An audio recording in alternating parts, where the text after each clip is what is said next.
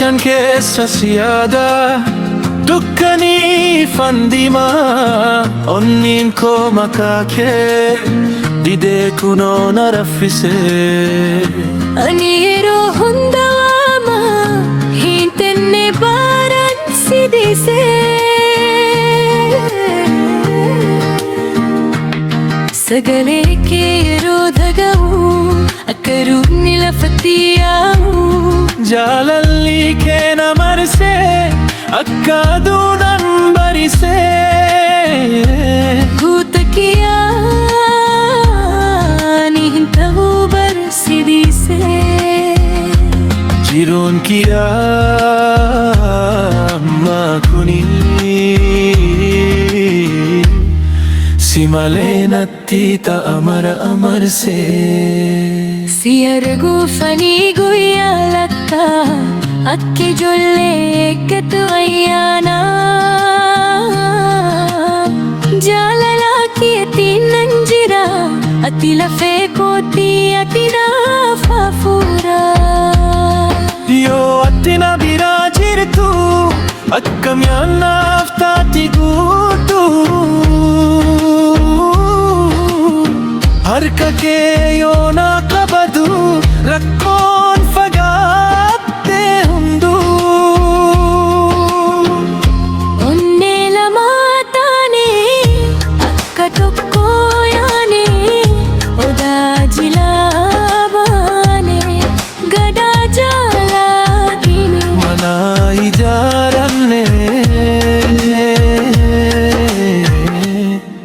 ati koon keeti jechuun bariin baate gadaa ijaaramte bultiin kennaa gutte bara baraan yaa'u hidhannee walitti. hin sodaannu bubbee yoo wal qabanne jaalalaan tokkomne bultii ijaaranne. Onnee lama taanus sagalee tokkummaa rakkoo gadadoo walumaan barcheena jaalalli keenya hin citu akka laga bishaanii yoon laabbate. Yeroo ati na ilaaltu addunyaan dhaabbattee natti fakkaata ija kee keessa argeera abjuu koo guutuu ta'ee. Siin kolfuun koo gammachuu siin booyuun koo jaalala. Yoo ati koo taate homaa hin barbaadadha. Yoo addunyaan adiisee ati na ta'i kubsuuma yoo dukkaanii maarsee ati na ta'i fakkoo wal malee hin jiraannu jaalalli keenya dhugaa akka mukaa jabaataa hin cabsamu yeroo kamuu. ati koo ani kiitii walitti hidhatne bara baraan. Onnee lama sagalee tokko jaalala keenya hin citu.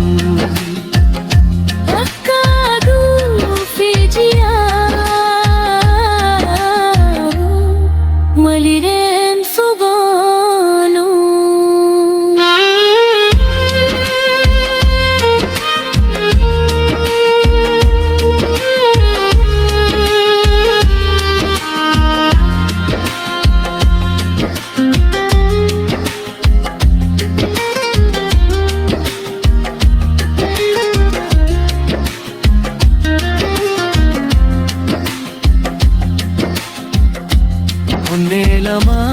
sagale tokko Balabaraawwan jaalannoo